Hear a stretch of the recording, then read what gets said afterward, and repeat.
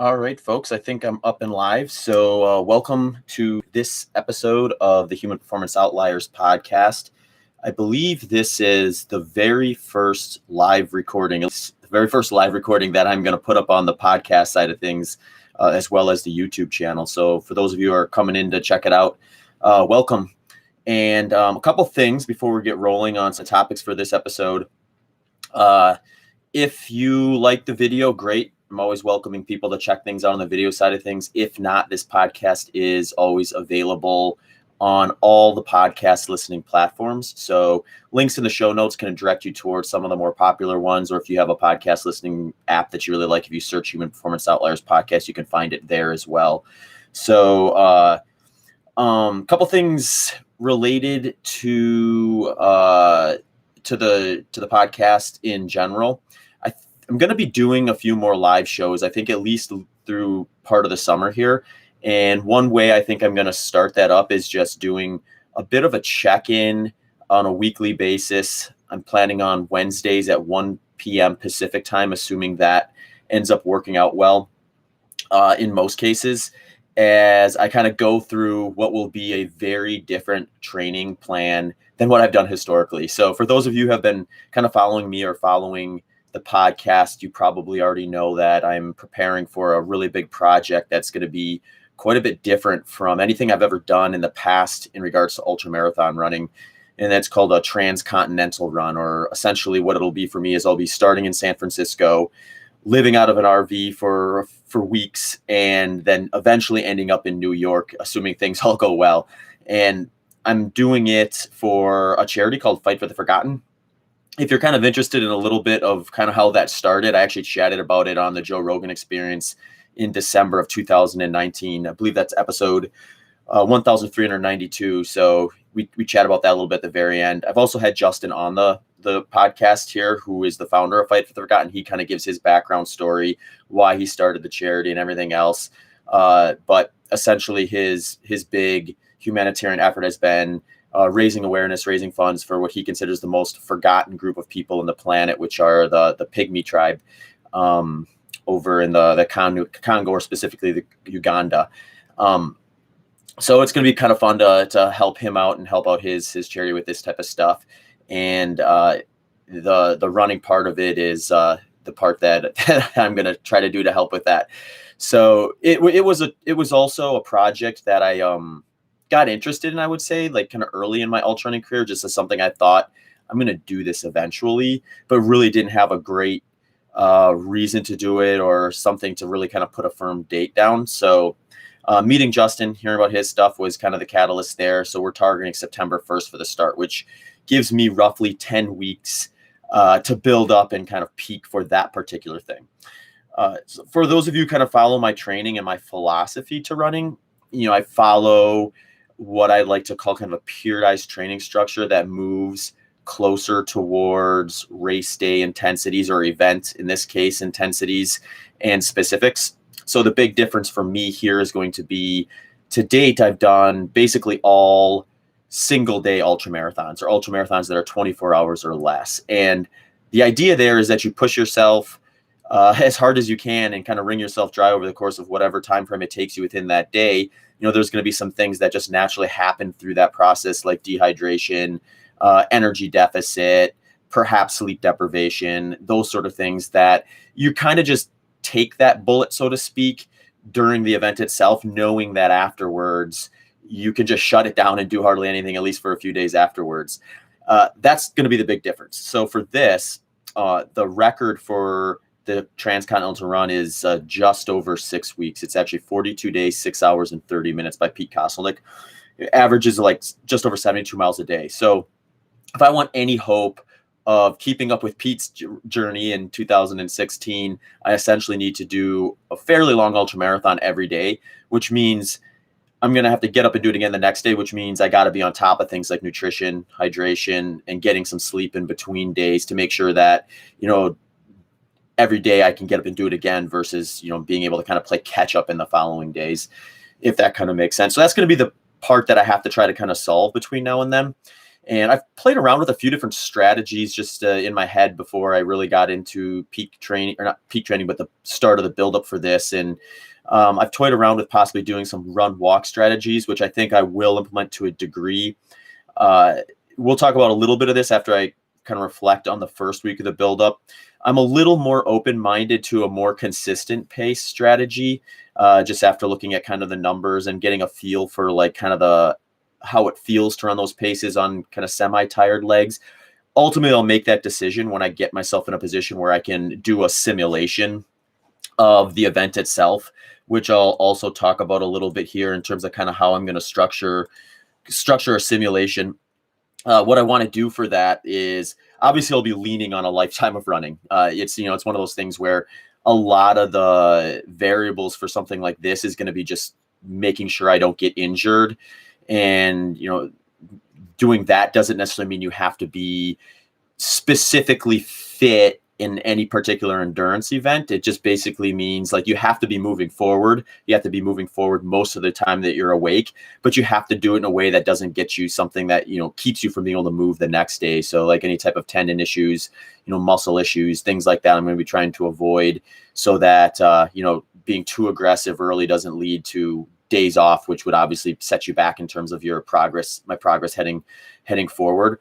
So in order to kind of dial some of those things in and get a better understanding of how I will actually be able to navigate one day to the next, is I'm going to start building in these like 3-day simulations over the next few weeks. And I'm going to start much lower than what I plan to target on any given day and work up to essentially a 3-day stretch where I'll do almost exactly what I would do on any of those days other than Transcon. And with that, I'll be working on things like what is a good pacing strategy? Is it a blend of a little bit of faster running with more walking, or is it a more consistent, really slow run the whole time?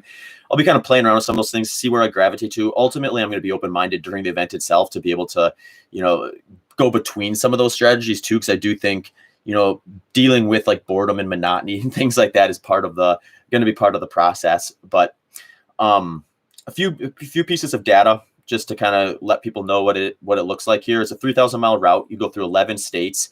Starts in California, go through Nevada, Utah, Colorado, Nebraska, Iowa, Illinois, Indiana, Ohio, Pennsylvania, and then ultimately New York. The nutrition side of this, I think, is going to be another really interesting one. And I know a lot of folks that tune into this podcast tune in because they're curious about kind of my nutrition protocol, since I follow like a relatively low carbohydrate diet. It does typically periodize a little bit in terms of how much carbohydrates I'm having within the context of a low carbohydrate diet. And a lot of that is driven by kind of the race I'm training for. So that's the other big difference. Usually I'm training for something around 100-mile, or even you could look at it from a time standpoint of around 12 hours. And that's kind of the intensity metric that you're going to fit within that time window. So this is going to be quite a bit different in the sense that the intensity is going to be even that much lower. So what that does is it kind of opens up another window for folks like myself who focus on low carbohydrate to possibly go even lower, more closely to like a strict ketogenic diet. Just because there's going to be very little of any glycolytic like activities going on during this effort. In fact, that's something I'm going to hopefully avoid at all costs when I'm out there running across. So I still think there's probably some strategic value in some carbohydrate, even with the low intensity.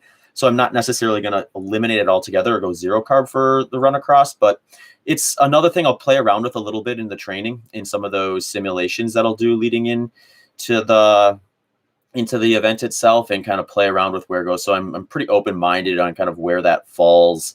The one thing I do know is it's going to be in the low carbohydrate stretch of things, since that's kind of what I've been doing for the last 10 plus years. It's not something I'm going to like flip on its head at this point in time, unless I see a major reason to do so.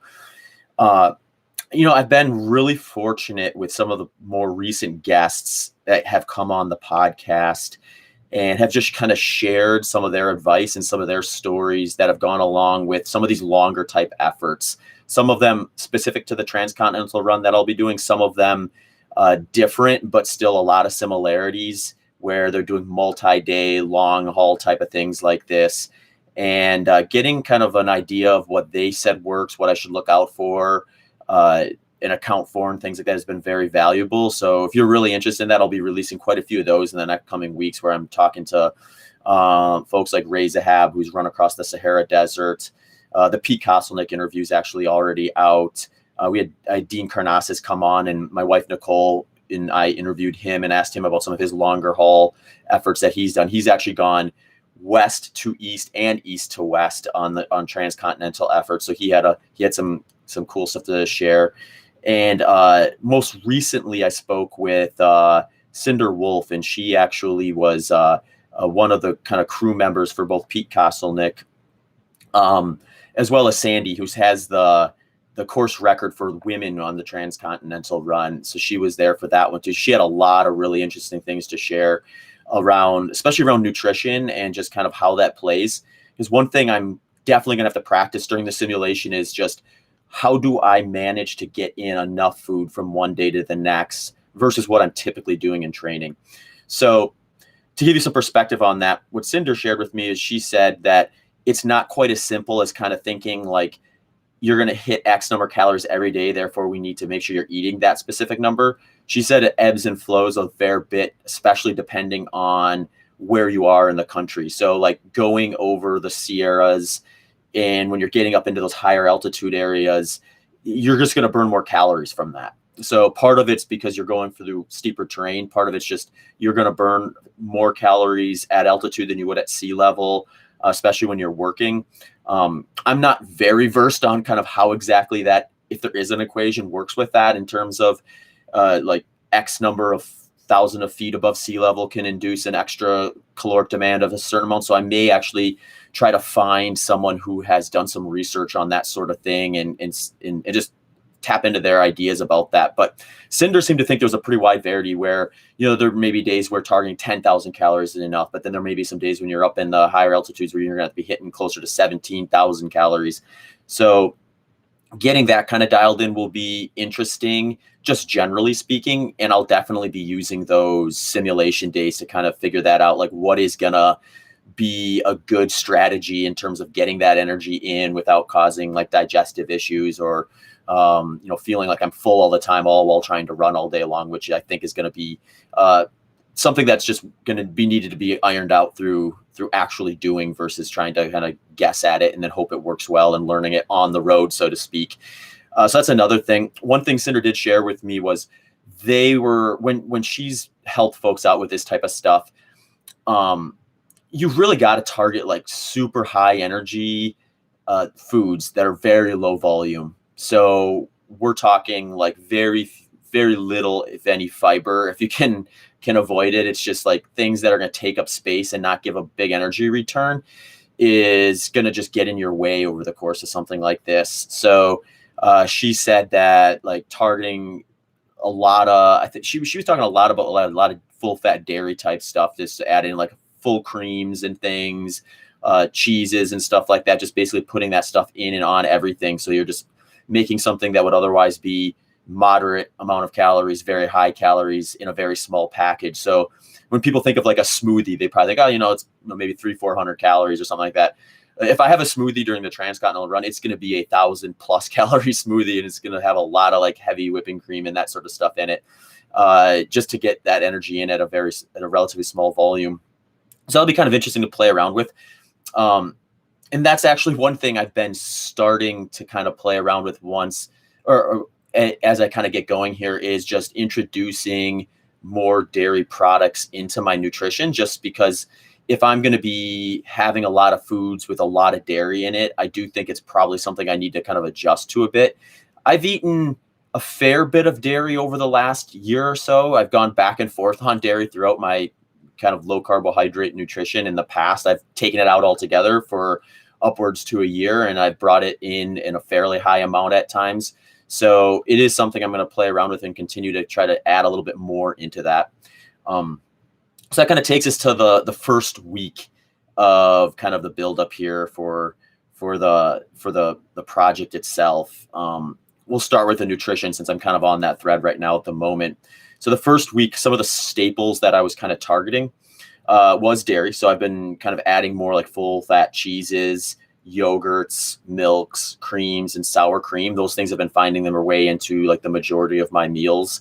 So like, for example, one thing I've been doing for dinners a lot is I've been making kind of like a low carb, like taco salad. And it's just like full fat ground beef, like 73.27 if I can find it, with a heaping scoop of like sour cream in there, some seasoning in there, with some shredded lettuce. And that's been something that's been, I've been mixing in quite a bit to kind of introduce some more dairy into my dinner meals and things like that.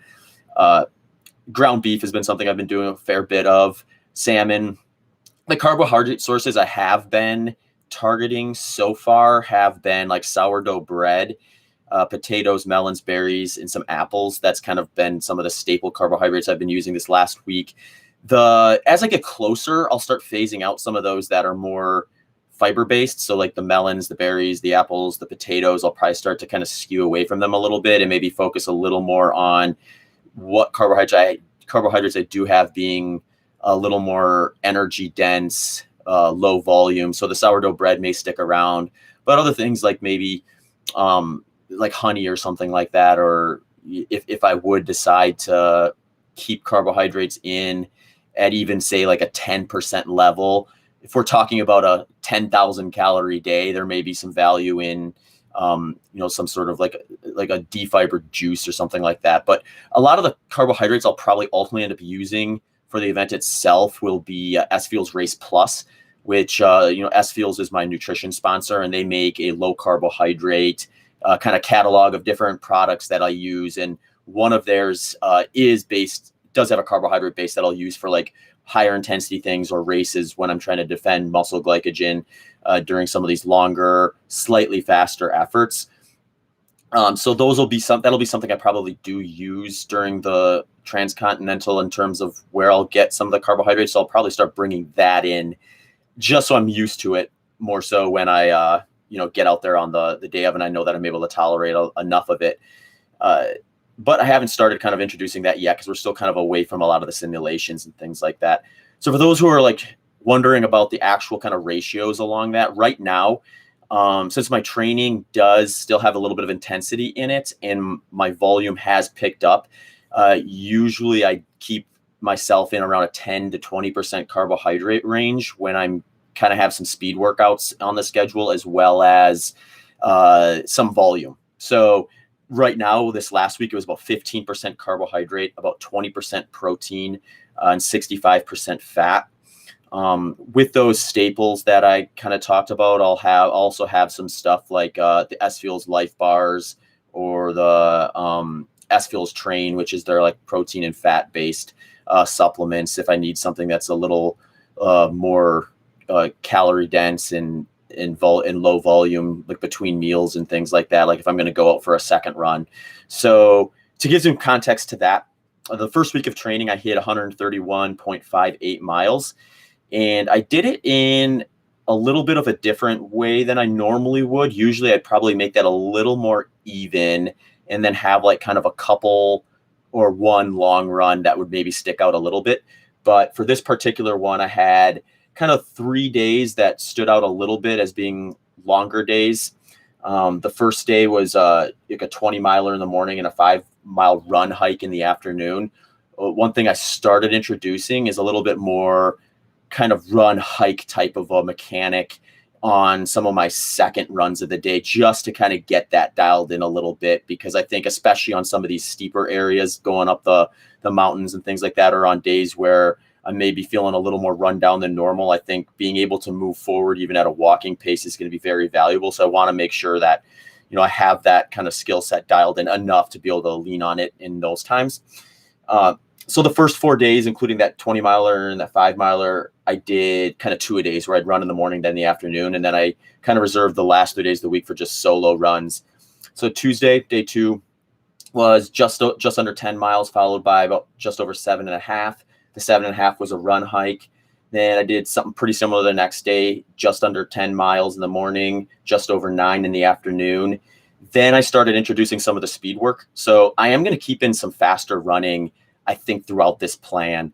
partly just because, like I said before, I don't think this is necessarily a type of effort where the best fitness is going to get me across the country. I think it's going to be whatever like physique, I guess you'd say, I can build through running and strength work that's going to like keep me from getting injured and breaking down.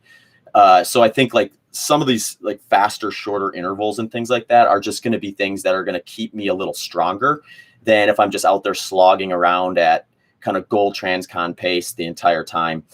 So I did what you'd call like a block workout with some short intervals on Thursday and Friday last week. And I did both of those in morning sessions. The Thursday session was rather short, but it was like 7.3 miles. And I did what you call like a fartlek workout, which is essentially just like a speed play thing where you're not necessarily trying to hit like X distance for each interval or X time for each interval. You more or less just say, okay, I'm going to run from this spot and pick a spot down the road or wherever you are and just run hard to that. It's just a little less structured way to do it. And sometimes I like to kind of bring those in the early stages of it too, just because they tend to be a little more fun for me. And they're not quite as monotonous as like kilometer repeats or, 2 minutes on, 2 minutes off, 2 minutes on, 2 minutes off, that sort of thing. And like I said, I blocked those. So blocking a workout is essentially doing something hard one day or something specific one day and then doing it again the following day versus kind of a more traditional structure of hard, easy, hard that you a lot of times see in endurance plans. So Friday, I just did a single run. It was just under 10.5 miles. It was another fartlek session like I'd done on Thursday. So short intervals, more or less in terms of how it kind of plays out as the target. But that was just the structure of the workout. And that was a solo run. For those curious about just block training in general, it's something that has been pretty common in ultra marathon running, but mostly specific to the long runs. So a lot of times when people are doing ultra marathons or training for them, they'll do what you call like a back-to-back long run. So that's kind of like blocking your quality long session. And the reasons that people do them kind of vary. I mean, it's probably about as much of a mental benefit as anything, where you're kind of going out that second day and you're like, okay, I've got some tired legs. I'm going to go and run long and slow. And kind of try to replicate how you're going to maybe feel in the second half of the race. But ultimately, I just think it's a kind of a good vehicle to build a lot of volume at the goal race intensity you plan on hitting. So if I were to block long runs for, say, 100-mile training block, I'd be doing them at the intensity I hope to run that 100-mile at in the environment that I'm planning on racing. So I'm going to kind of take that same strategy to a degree here. The intensity is just going to be a bit lower because at no point during the Transcontinental Run will I be running as fast as I would for, say, a flat 100-miler. But that's kind of how block training entered ultramarathon running. Block training has been something that's been used in endurance training in general, though, usually more so with the speed sessions. So there's some rules to maybe consider or some kind of pointers to maybe consider with that if you're considering doing block training. One is I always recommend that if you're going to do the block training and do 2 quality sessions back to back, definitely make sure you've exhausted your progress in a hard, easy, hard schedule first. So whether you're strength training or running, working on intervals or long intervals, tempo runs or long runs, the hard, easy, hard is going to be the safer way to do it from an injury standpoint. It's also going to be safer in terms of not causing you to potentially overreach and do so much that your body doesn't quite recover. And then you end up taking steps back versus steps forward. So if you've never gone through like a hard, easy, hard structure in training, that's a better place to start. You're actually probably going to get more gains from doing that if you don't have any experience with it than you will by trying to like leverage the small additional benefits you get from block training. But if you're someone like myself who did, full seasons of track and cross country in high school, college, periodized training for years after, I've done so much hard, easy, hard that it's something where I've probably maximized, my value in there. Doesn't mean it's not going to improve my fitness if I kind of go from an off season into a season and do that hard, easy, hard structure. It's just where my development has been from being in the sport as long as I have. By blocking workouts, you can eke out a small bit of kind of performance gain by condensing that time window between those hard sessions. So since I've done that and I'm also not very injury prone, That's the other thing you want to consider if you're thinking about blocking workouts is, have you had injuries recently, or do you typically get injured from things? So usually my rule of thumb for myself and for my coaching clients is, if you've been injury free for a year to 2 years, that's probably a pretty good sign that you can tolerate potentially adding that little bit of extra stressor or that little bit of extra risk that is going to come with blocking your workouts. But again, there's a lot of context and individuality there. So take me, for example, I do block short interval sessions, as you saw for this week, but that is the one I have to pay very close attention to, because if I do injure myself, it typically is from doing speed sessions, short interval stuff, versus saying just doing a lot of extra volume. I tend to bounce back from low intensity, long sessions pretty quick relative to how quickly I bounce back from, say, like a short interval session. So when I am blocking those workouts, a lot of times, especially early in a plan, I'm probably not going to get as specific as doing one of my bigger short interval sessions followed by another pretty big one, just because it gets a little more risky for me to do that. And that's just individual context, though. So let's see, that got me through this week. This next week is going to be kind of a little bit of the same to a degree. I'm going to probably build out some of the long run stuff and hit on that a little bit more specifically and add that in, but then keep in some of that speed work. I ended this last week with a couple of solo long runs. It's 24.5 miles and 23.1 miles, both of which were at altitude. My wife and I actually went kind of just kind of northeast of where we live here in Phoenix, and got up near what they call Mount Baldy, kind of in northeast Arizona. And that was about 9,000 feet is where we were at. So I was definitely noticing a little bit of the altitude, as well as the first day, some of the trails and things like that. So time on feet was actually a fair bit longer than what the mileage indicates, which is totally fine for what I'm trying to do right now. I'm more inclined to just spend long days on feet, regardless of what the pace is, because that's going to probably prepare me a little bit more so for just the mental and physical aspect of having to be out there moving all day long during the Transcontinental project itself. So that came out to be like about a little over 5 hour session and a little over 3 hour session on Saturday, Sunday. And the Saturday session actually was kind of fun. It was actually a fairly runnable trail loop that we did, but there was a lot of tree falls from, I guess, from the winter up near the top of the loop that we did. So about 2 to 3 miles heading to the peak of Mount Baldy, and then about 2 to 3 miles heading down. We were just basically every like 100, 150 meters climbing over, jumping over, going under or around some fallen tree that hadn't gotten cleared off the trail there yet. So that added a little bit of extra adventure to the run, and probably an extra hour or so into the time of the run itself. But it was kind of fun to do something a little different and check that out as well. So that kind of took me to the end of the week from the training standpoint. And Monday, I took a rest day just to kind of let everything set in. I'm going to be a lot more consistent with taking rest days compared to what I normally do. When I'm doing, say, like 100-mile training plan, I'll take rest days throughout that buildup when I need them, but it usually ends up playing out to maybe 2, at most 3 rest days per month, or 1 every 2 weeks. Sometimes I'll stretch out even longer than that if things are clicking along and I just don't feel like I need it. For this particular buildup, I'm going to take a lot more rest days, but part of that's just because I'm going to be starting to focus way more very long days. Like ultimately, when I get to the point where I do a 3-day simulation for the Transcontinental Run, if you think about that, 3 days that are going to replicate what I could potentially do day in and day out on Transcon could be 70+ mile days. So if I do 3 days of those in a row, I'm already at 200+ miles after 3 days. So after that, I'm going to probably take a couple, if not a few days completely off. And then even as I build up to that, because I won't just go out and do a 3-day simulation at goal Transcontinental, distance or time on feet right away. I'll start out a little slower. I might do like, say, 20 miles in the morning, 20 miles in the afternoon for the first one, and then add a little bit to that for the next one, and then ultimately get up to that closer to the actual simulation. So even with like, say, 3 days of 20 in the morning, 20 in the afternoon, again, I'm still looking at 120 miles in 3 days. So there's just going to need to be rest days in there. And that's actually one of the lessons that I really took away from my build up to the Desert Solstice Track Invitational at the end of 2020 was I was doing some of the highest volume training I'd ever done before. And I don't, after just some time thinking about that, I've gone back and forth as to like where I thought the value in that was versus where the costs were and the risks.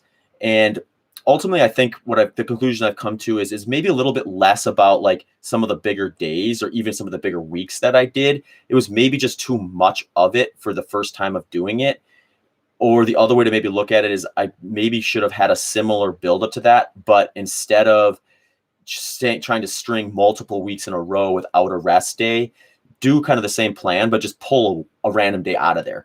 So if that meant going 30 miles less that week, because I pull one day that would have normally had 30 miles out of there and just rest instead, you're still getting a pretty good training load in there, but you're also getting a little extra rest. So I'm going to kind of pull from that a little bit with the understanding that any one big simulation day is going to be even more aggressive than a single day that I did for the Desert Solstice build. So I need to be very mindful of that so that staying healthy, staying strong, and, ultimately able to make it through the training in a way that's going to have me in a position to be able to kind of get across the country as quickly as possible. So that's basically all I have for this first check-in. Like I kind of said in the beginning, I'm going to be doing these pretty consistently, targeting Wednesdays at 1.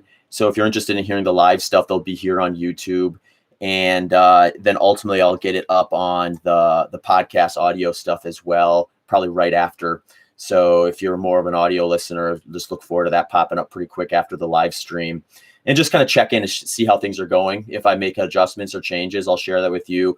I want to kind of share like how I kind of structure nutrition and things along the way with it too, and how that's going to maybe shift as I move more closer to specific things to what I'll be doing for the event itself, the project itself. So I think that'll be interesting to kind of highlight. And if nothing else, I'll at least have I guess it wouldn't be a paper trail, be an audio trail of kind of like how I went about this, and, whether things go great, terribly, or somewhere in between for this project, I'll be able to like look back and see what I did for it and kind of have that there. So a couple of quick announcements before we take off. I do want to highlight a few things for folks who are interested. I've got some discount codes for people who want to check out some of the things that I'm using. So if you are interested, you can always head over to my social media channels. On Instagram, it's at Zach Bitter. Twitter, it's at ZBitter. And then my website has links to all this stuff, which is just zachbitter.com. But some of my sponsors and supporters are offering you some discounts on their products. So if you find that the stuff I'm using will work well for you, links over there can be found for that. So just to share what some of those are is I have a 15% off Ultra Footwear. Ultra Footwear is a natural running company. Their goal is to let your foot do what it would do naturally without a shoe, but protect you from whatever environment you go out into. So if that discount is good for North America, you just got to head onto their website. There's the promo code is on my social media profiles if you want to do that. Egg Weights is also offering a 15% off with just promo code ZACH15. So if you think the Egg Weights products are something you maybe want to check out, you can get 15% off your order by just typing in promo code ZACH15. Purpose Performance Wear is the apparel that I use. I actually have a signature series with them at the moment. They're giving 10% off any of that with just promo code ZACH10. S Fuel's my nutrition sponsor. I spoke about a bit earlier in the podcast, has a 5% off discount code with just promo ZACHB5. Koros, that's the watch. Got it on right here. It's a GPS watch that'll track your activity. It'll track your pace. It'll tell you everything from heart rate to your sleep metrics and things like that. They're offering free accessories. So if you get a watch and you want an extra watch band or a t-shirt or something like that to come with it, promo code ZACH will get you that. And then finally, Squirrel's Nut Butter, they make a anti-chafe solvent. So if you're out there working out, especially in hot, warm environments, and you notice parts of your skin start to rub and you get rashes and things from that, that can be very effective for that. They're offering 10% off their anti-chafe stuff. So that one is a click-through link. So head over to my profile links if you want to check out any of that stuff. Otherwise, folks, if you have any questions or things that you'd like me to address on a future kind of Q&A topic, please do send them over, and I will bring them into another one of these live shows. So thanks, folks, for tuning in for this one. Looking forward to doing some more down the road, and take care.